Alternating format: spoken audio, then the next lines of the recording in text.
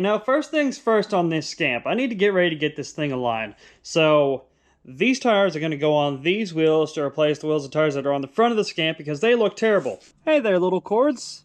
Fancy you showing up here today. So these actually came off of a cutter car, something they were using at the local fire department to, you know, practice Jaws of Life or whatever in the world that they do with those things. I don't know. But these are 15s. Those are 15-inch wheels. So I'm going to take those off, put these on, and it's going to make this car a little bit safer, and I'll actually be able to align it because I'll have tread for the clamps to hook onto. So here's my bead braking contraption. You see, it's just a standard old school bead breaker that you got to put some leverage on. Now the thing about this is you're never going to get it to go right off the bat. So I'm just going to have to sit here. I've already broken it as close to being broke down as I can here. I'm just going to rotate the wheel, press down, you know, do the whole thing. Just keep going around until finally it pops off. Now one thing to make sure of is always do the backside first. So that way you can flip it over and have the front side be the second side. Kind of helps to cushion to keep from messing up the front of your wheel. Now when you've got this style of wheel weight and you don't have the proper pliers, you only need 2 tools to actually get this off. First off, a decent hammer. Second off is a nice sharp chisel. You just hit it right about in this area, hit it a couple times, and bam! It'll pop right off and you hit your camera. Now a lot of people think that you need some sort of fancy tool to be able to get these things off, you know, with say a machine. You don't. Trust me. You see, I can do this stuff right here. A tire taken off the wheel, put fresh tire back on. Takes me about 7 minutes whenever I'm, you know, doing it at a decently fast pace. And all I use is these 2 tools here. You see, one is just a crowbar, and the other one is basically just a little homemade piece here. Just put a little hook on the end with a hammer and all that good stuff, and bam. This will be what you use to hook onto the bead, and to put the wheel back on, you'll hook onto this, you know, lip of the wheel. So yeah, that's all I'm going to use to get this off. You see, the trick is to get this lip below what they call the drop zone. You see, there's the edge where the bead is actually going to sit up in this wheel. So you get this bead below it, and then it just pulls right on out. So this basically is useless at this point. I've got it far enough. That's just to keep it held at first. And then you just come in here, bam, and bam. No need for a fancy tire machine when you got backyard ingenuity. Now I'm just going to flip it over so I can actually get the wheel out of the tire from the other side. And yep, we'll go from there. So I had to do something to this that I don't think I've ever had to do. In fact, I know I've never had to do. I actually had to lubricate the bead of this tire before even trying to get it off, which I just did with Dawn dish soap. But yeah, you see, got this crowbar sitting here. Just gonna come in here, give it a little shimmy, shimmy, shimmy till the break of dawn. And then, bam, comes right out. At this point, it's probably far enough to where I could yank on the wheel and woo! Wheel is off the tire. And it needs to get cleaned up a lot. But I'm going to do the same procedure to the other tire, get it off, and then get the wheels cleaned up, ready for the new tires. Ah, yes, Dawn. My lubricant of choice. For this, anyway. Doesn't really work too well as, say, engine oil. But it works real well for tires. Yeah, just get that all nice and on the bead. Do that to the other side real quick. And she'll slide right on the wheel. Now for putting the tire on the wheel, you only need this one tool. So I'm just going to use this to pop it on and then lube up this side and do the same thing. Sometimes you'll get lucky and basically just throw the tire on, but usually with 15s it doesn't really work that way for me. Yeah, it's upside down. Oh well, it still works. So I've got the tire to this point, so basically I'm just sitting on the tire and I'm using this to hook in the wheel and suck it on, move knee, suck it on, move knee, and you just got to make sure and keep part of the tire towards the back all the way in what they call the drop zone, is what I learned in, you know, automotive class back in high school. Yeah, basically just get that section real far down and it'll allow this tire to move, because these tires don't stretch. They just kind of bend and conform and that quote-unquote drop zone, which you can conveniently see right here, just allows the tire space to move into. So I'm going to get this the rest of the way on, get the tire on this other wheel, that one, and call it good. So fun fact, something you can do with these wheels and tires, whenever you're trying to get a new tire beaded up onto a wheel, is you just take the fitting out of the end of your, whatever this is, like Type D, Class D, whatever they call that air chuck, and check this out.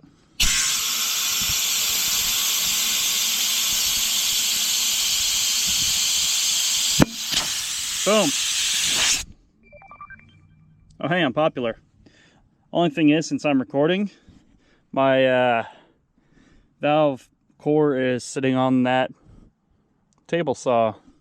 So yeah, I gotta go grab that before this thing unbeads itself. But yeah, that's a cool little trick I know. So by the way, the reason that you do that is because with the valve core out, doing that method, you can actually put more air in here at a faster rate. So that way it'll bead up easier. You see, sometimes wheels can be a little bit cantankerous, and with the lower volume that you have actually going through the valve core, sometimes they just don't want to bead. Well, there she is with those steel wheels up front that it'll actually hold air and, you know, have some tread, so that way I can align the thing. I don't think I could have done that with those other tires because they were just so bald. You know, you couldn't even get anything to clamp onto it like you need to. The rear, yeah, I don't know what's going to happen with this, because I have a feeling, if for those of you that don't know how exactly alignment works whenever you use a modern style alignment rack, you have to clamp something onto this. It's got a little camera thing, and then you roll the car forward to where it is about at this angle. Well, I have a feeling that by the time I roll it forward enough, it's going to be contacting right in here, the arms where it clamps onto. So I don't know if I'm going to be able to align this car without cutting this section of the fender out. So yeah, that's definitely going to happen to this car eventually anyway, so we'll see what the timeline looks like for that. Stay tuned for that. But since I have these up front, that means that I was able to get those other, you know, crappy looking bald ones off of here, so I'm going to show you where those went. They went right back where I found them, on the front of the Torino. Yep, they're back home. Now this car can be a roller again, even though it's had these center blocks underneath the lower control arms up here for much longer than these tires have been on here, so take that for what you will. So I've got the distributor set up, I got the crank turned where it's 36 degrees before top dead center on the #1 compression stroke. I'm going to pull this distributor out because I think that part of my problem with this is that just has a ton. I mean, look at all that.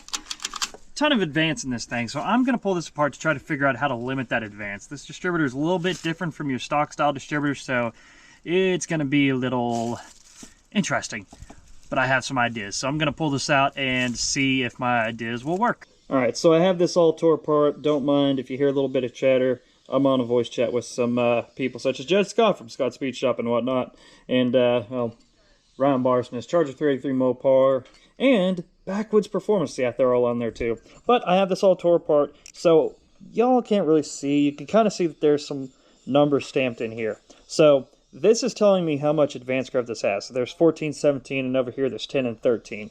So where I had this set was at 14 degrees. So what I'm going to do is I'm going to swap it over to where, see, this little section here has these threaded inserts, and you just use this little bolt and put it into these threaded sections. So I am going to swap it to the section where it would correlate with 10 degrees, but I'm also going to put the bolt upside down, so that way, you see, it's supposed to hit on the threads on the bottom, but it's going to hit on the head on the bottom is what I'm hoping for. So I'm going to put it in there, test fit it, make sure that it actually, you know, does what it's supposed to do, and if it does, I'll take it back out, Loctite it in place, and it will be good. We'll have to figure out exactly how much advance that'll give, but I have a feeling it'll be less than 10. Might even be like 5, which would be a-okay with me. Distributor's back in. It's timed. 36 degrees and just turn it with the rotor full advanced until I heard a spark come out of the, the coil here. So, next thing I'm going to do is actually cover this thing up with a tarp because apparently the sky is getting ready to turn on the faucet, for lack of a better term. I was about to say vomit, but turn on the faucet feels better. So, yeah, and potential for those twisty clouds, the the naders are going to come on through. Apparently there's supercells and possible tornadoes, so I'm at the very least going to cover this thing up with a tarp since that's not waterproof. Yeah, I know it looks like this. Hey, now it looks a whole lot better. Alright, so I have the 850 on here, which of course doesn't run the best. So with the new timing curve, a little bit more advanced timing in this thing at idle, I'm going to go ahead and try to fire this thing up since the skies aren't trying to come down right now.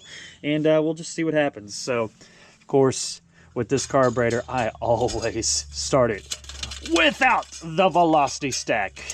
And what do you know, I'm popular. There we go. That's, sure, this will work just fine. Let's give these bowls a preemptive little smack.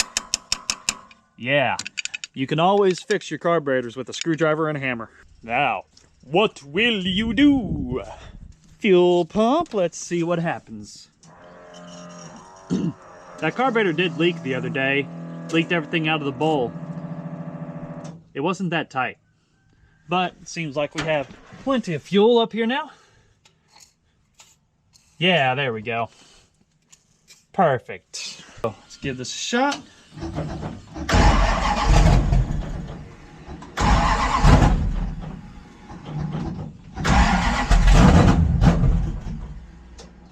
And it's on fire. That's just kind of what this carburetor does. It likes to be on fire. That's this carburetor for you. At the very least, I know it's got plenty of timing. I'm really just doing this for fun.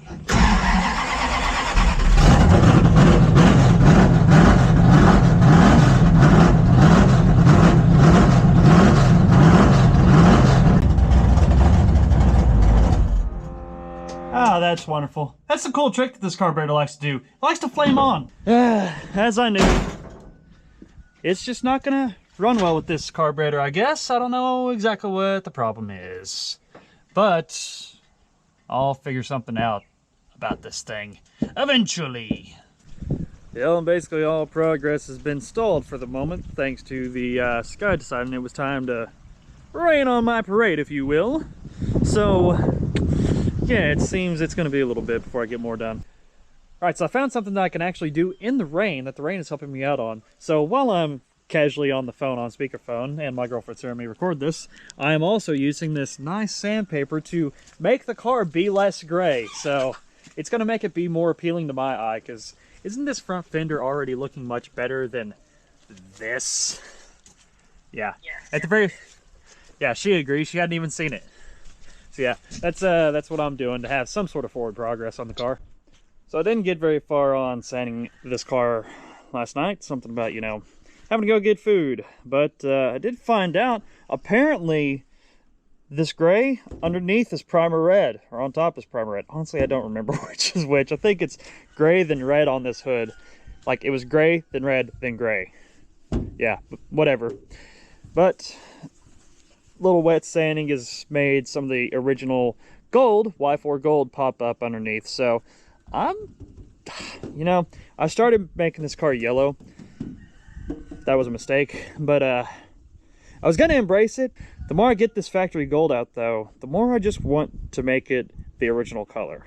So I'm gonna talk to my people, see what opinions are, and it may in fact be going back to this. So one of the things that this car is always going to be needing is some more tire clearance. So I have masked out roughly where I'm going to have the super stock wheel opening for this thing. So I am going to go measure and draw a line on this. That way it's actually going to be kind of, you know, good. But in the meantime, this is what I have. On another note, I'm actually kind of proud of this masking job right here. I just set these here to kind of lay out. I'm thinking about whenever this car eventually gets painted, because after I cut these wheel openings up, I do want to paint the car back to its factory color. I'm thinking about putting a red stripe all the way down the side of this car. That may or may not be a thing, because I also want to have some hand lettering on this car, so I don't know if it would work out too well. What do you know? It seems unpopular. My phone's going off again. Well, I taped it all up, had to throw some more tape down, and then I drew out how I'm going to cut this. So it's just with the pencil line. It's kind of faint, kind of hard to see on camera, but I think it'll work just fine. It'll look pretty cool on this, I do say so myself, and it'll definitely give me some tire clearance. I did actually get to see a car that had the super stock wheel wells cut out, so I just kind of took some basic measurements, 3 fingers down from a body line here, and that's about 2 inches using my fingers. So measured it down 2 inches, drew a line straight across, and the rest of it was just kind of poke up in there until I felt the wheel well, measure it with my finger, bam, mark it on the outside. So it should be good. I will have to do some metal work to the wheel tub to get it to where it'll actually sit up and fit right up at the top, but you know, that's just kind of the nature of the beast. That's what you get to deal with when you build hot rods and you actually mess with the sheet metal. Used a lot less tape on this side, but I got this side marked out. Don't let my neighbors over there, they decide to mow every single day pretty much. Even if the grass isn't growing, they're mowing. I even have a song about that. Yeah, just the same as the other, just kind of penciled it out, measured with the old finger just by reaching back here. Oh hey, there's a body line, bam, doing that. So this should work.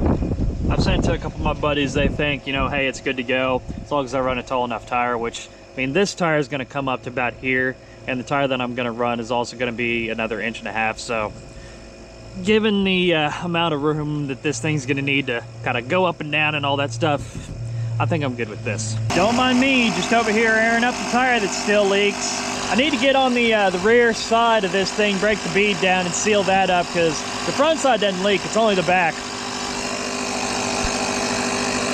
What say you, cat?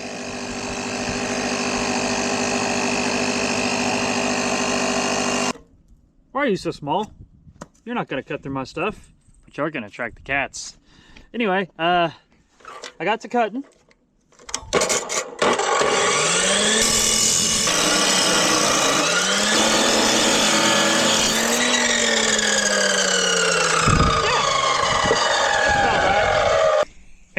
Yeah, cut at an angle, cause yeah. Anyway, I'm actually building exhaust, so yippee! It's gonna be slightly quieter. We'll see where the purple hornies end up being, because yeah, I'm having purple hornies as side pipes. There she is, all finished up, got her completely welded, even have a flange welded on so that way I can bolt my purple hornies to it. So yep, all gas welded, except for this flange right here, that was MIG welded, but I had to do it under the car. But yeah, the rest of this all gas welded, and I'm proud of my welds. You know, this is probably the single most redneck thing I have ever done. But I love this. I mean, come on, who can't enjoy a nice purple horny sitting right off on the side of the car? This is the coolest thing I have done in my life, I swear. And I went to No Name Nationals. That was pretty rad, but this takes the cake. First time she's done this in a while. And it's got the exhaust on it.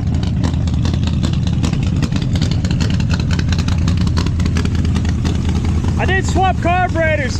Off camera I went, and this is an old 750 vacuum secondary I had lying around. Used to be on my Impala. I did a little bit of tuning on it, and it's finally idling. It is running rich stuff, so we'll see what I can do to clean that up. But I can finally actually put a timing light on this thing and do some tuning.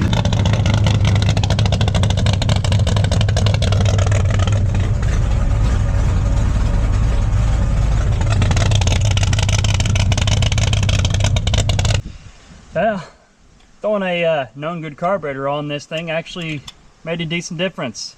I got a little bit more tuning to do. It's running a little rough, running pretty rich. I did set my timing though. My eyeball that I did previously got it to right at 30. So I bumped it up to 36 and it's good there. I still have more of a curve in this distributor than I would like, but you know, what are you gonna do? Sometimes you gotta fight with that stuff. I'm not gonna go locking this thing out completely, so I may do some more fiddling about with this thing and see if I can't figure out a better way to limit this even more.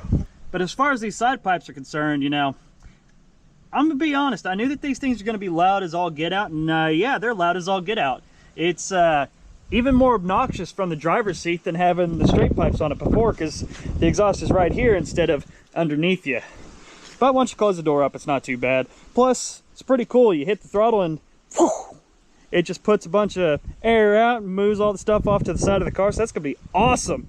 Fired up when the leaves are down. Call this thing the leaf blower. And you know, they really don't move around too awful much. I'm pretty impressed for the first exhaust system I ever built. Now, of course, this is not the end-all be-all carburetor for this thing.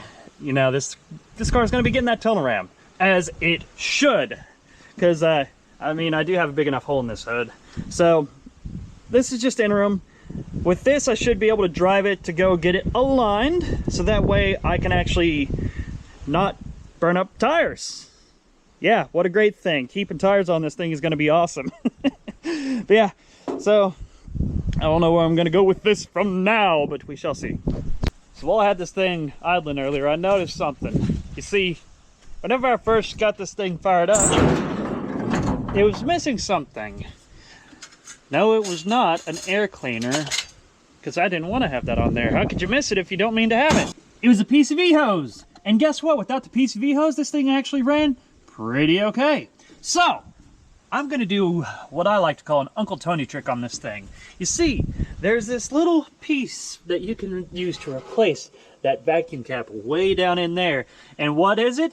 Well, I ran down to the pet store and got a little fish tank air valve thingamabob. I'm going to use this to put in a little tiny vacuum leak. Yeah, it'll be pretty good. So I'm going to throw that on and see how well this thing idles with this in there.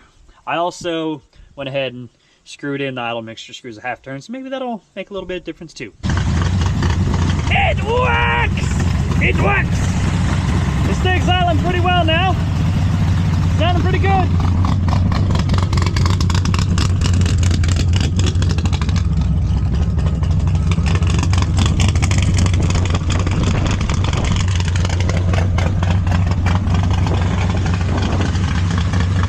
Fired the car up a little bit earlier, so got this thing full of transmission fluid, so that way it ought to actually run through the gears. My cable is getting to the point where it doesn't really want to, you know, actually move, so it'll be kind of interesting. But I'm gonna hook y'all up onto this here window, and we're gonna take this thing for a quick little test drive.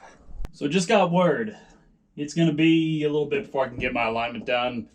I go to a local tech school to do it, and the instructor's going to be off all next week, so yeah, it'll be a little bit. So I'll get this drive, and we'll see how she goes. You notice I don't have earplugs in. We'll see how well that goes. Park.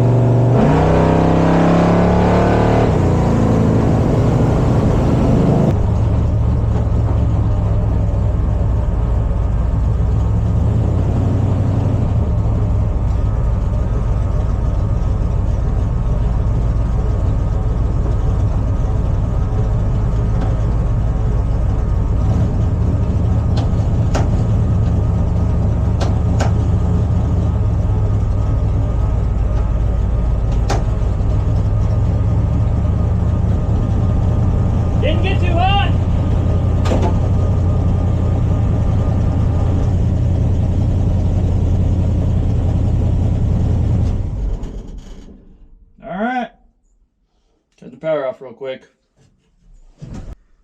First drive with the fresh exhaust, and it is actually quite a bit quieter inside the cab. I can stand to run without the earplugs, and I don't feel like I'm about to go deaf. My ears still ring slightly, but it's not too bad.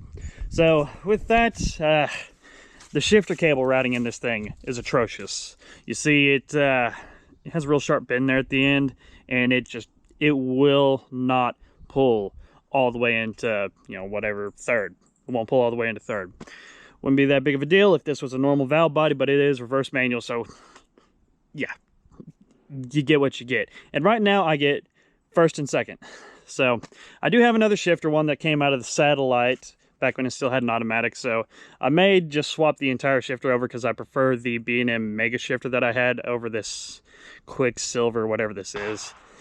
And there's gunshots going. But yeah, so that's probably what I'm about to do once everything cools off. So one thing that was requested of me was to kind of explain what was going on with the carburetor situation here. So this right here is the 850 Holley double pumper that was on the car previously. That has a bunch of play in these throttle shafts. It's pretty bad. Tons of vacuum leak coming through there. And it just would not run right. Wouldn't pull enough fuel through. So I'll just kind of explain for those of you that don't know, and primarily because my girlfriend asked, what in the world this thing is. You see, this is a mechanical secondary carburetor, so you have your primaries up front, you have your secondaries in the back. You can tell this is the primary because it has the choke horn on it, even though my fuel line's routed towards the back of the car. Yeah. So you crack the throttle open, it goes a little ways, and then eventually it hits this little dog here, and watch this. Secondaries open. Now you see all that fuel coming out of these here squirters? That's why they call it a double pumper, because there's two pump shots here. Now, off camera, I didn't show this, but I tried this here carburetor. What this is a Holley 4010. It's an old style that they used. It's kind of copied off the old Autolite carburetor, so it's got this removable top. Those of you who have or have seen a Summit carburetor will see that this is very similar. They actually took the Holley design from this and used that, made a few minor tweaks, and made this into the Summit carburetor. This one's only a 600 CFM, but it is a double pumper, so same thing. There's a pump shot here, pump shot up front. You actually have to pull the entire top plate off, and in order to swap this out, I think you have to swap out the boosters and everything, but I don't know. I really haven't looked into these because it's odd. This I got from a buddy. He got it on a tunnel ram. I was thinking, hey, that'd be cool to run on my tunnel ram eventually, but this particular carburetor leaks fuel like crazy from right here. Now on these, this is where the power valve goes. It uses a different style power valve from what I understand from the modern. Don't go quoting me on that though. But yeah, it's leaking straight from here. So this thing was just dumping fuel everywhere into the engine and making it run like crap. It was actually enough fuel was coming out of this thing to where the vents, I don't know. I don't know where it came from. There was fuel coming all the way over to the cowl though. Big old puddle on the back. So I think one of these pump diaphragms too is bad. And of course, the carburetor that's on it right now is the good old trusty 750 vacuum secondary. So this actually uses this little vacuum pod to open up the secondaries instead of a mechanical linkage like that mechanical secondary over there used. You see, it just has this big old slot here with this adjustment, so that way you can actually open the throttle all the way, and this won't move unless the vacuum pod over here tells it to. It uses a signal through the Venturis up front to activate this. Now, that is controlled by springs and everything, so that adjusts your opening and closing rates of this particular secondary. But primary is, of course, mechanical linkage. Fun fact on this carburetor, it was actually the one that ran on the 400 that was in my Impala, way before I started the YouTube thing. But this thing served me well for 5 years. So whenever I went to go throw it on this thing, I was like, if I can't get this engine to run with this carburetor, then there is just something wrong with this engine package. But as you can tell, it actually idles. I didn't have to sit there and 2-foot it and rev it up like crazy to keep it running. So I think this is going to be my winner for a little while until I start looking into tunnel rams and whatnot. Hey there, Mr. Earthworm. What you doing there in my old tire tracks? It's always interesting, the things that work their way up once you move your car. So this shifter has the shortest shift cable I've ever seen in an aftermarket shifter. It's only like 2.5, 3 foot long, probably about 3 foot. And yeah, it needs to be a little bit longer, because what's happening is it has a big old crease down where it connects to the transmission, and the heat from the header has kind of melted the sheath. So here's what I'm thinking. I've got this old B&M Mega Shifter, and it served me real well in my satellite for the time that I had it in there. And it has a full-length shift cable, which is still in good condition. You know, I didn't pull out the automatic because this was a problem. I pulled it out because I hated the automatic. Plus, reverse didn't really work that well. So this is kind of what I'm thinking, is swap over to this thing. Of course, since it's a 727 and an A body with regular under chassis headers instead of fender wells, yeah, there's not a whole lot of room. So it's going to be kind of a pain.